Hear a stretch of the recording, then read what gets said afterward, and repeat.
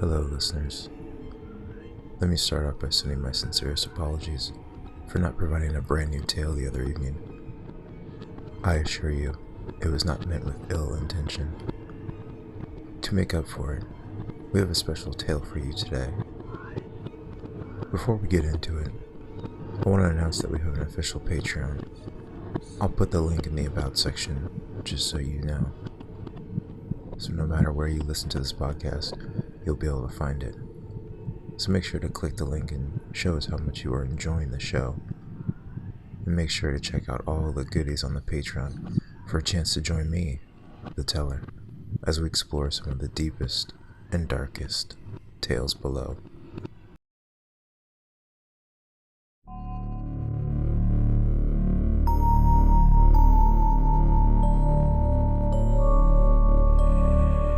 Eerie Tales from the Darkness.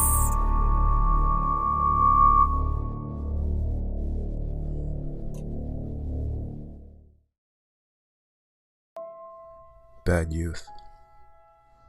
Jacob had been grounded for pulling a prank on Old Man Cracker next door. A prank that caused the old man to be bedridden. Jacob sat staring out his window, watching all the other kids trick-or-treating. His expression was obvious. Jacob was heartbroken. He felt his parents were overreacting. It was just a joke. So what? Can't the old man take a joke? These were some of the things Jacob repeatedly said to himself. He was desperately trying to relay the guilt. The next day, for his punishment, Jacob raked all the leaves on Old Man Cracker's front lawn. It was the first day of November. The sun had peaked to midday. Old Man Cracker was vertical and sat comfortably on his front porch, casually sipping a glass of ice-cold lemonade, making sure Jacob could see his enjoyment as he suffered for his crime. Jacob's face was dripping with sweat, breathing heavily with exhaustion. He could feel the blistering heat upon his neck. Old Man Cracker fell heavily with sympathy after just a moment. He watched Jacob nearly fall to his knees several times. He stood up. "Come inside," Old Man Cracker demanded. "Take a load off, kid." Jacob was relieved. He wasn't sure how much more he had left in him. The old man escorted him inside. Jacob's face was beet red from the sun. Old Man Cracker hustled to his kitchen as quick as he could to pour Jacob a glass of lemonade. "It's like 100 degrees out there," Jacob expressed hastily, wiping the sweat off his forehead. "It's more like 101, the old man replied, shooting a smirk in Jacob's direction. The two of them exchanged looks.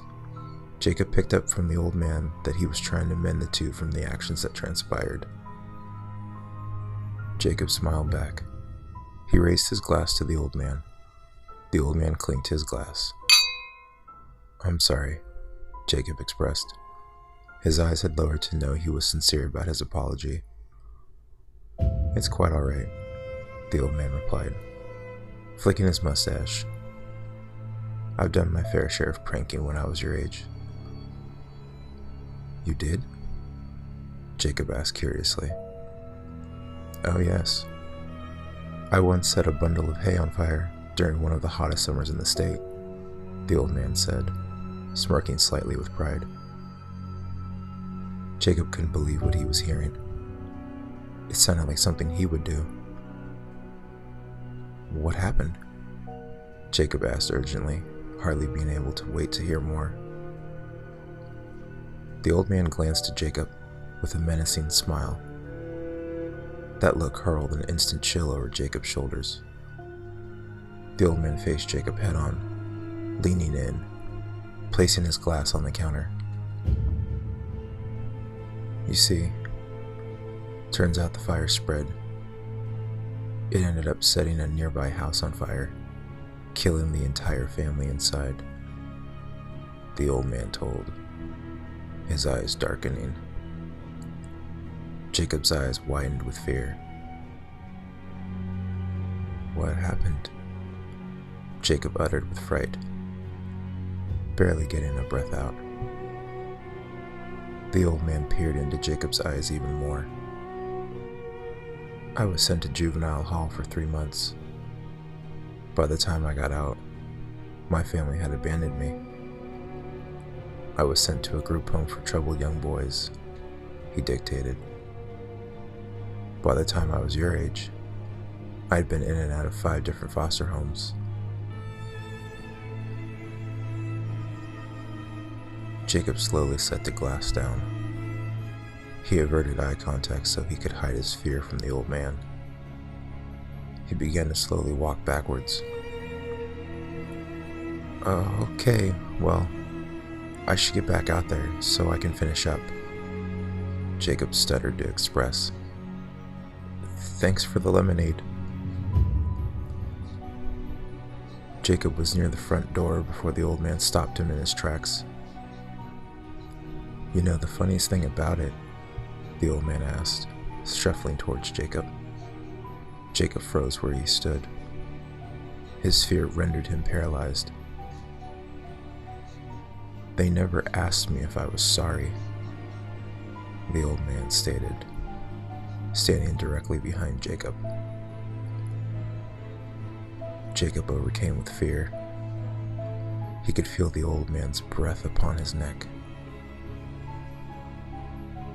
"Were you?" Jacob asked, stuttering through his words. The old man shuffled closer to Jacob. Jacob's palms began to grow with moist and nervousness. The old man leaned into Jacob's ear and said, "No."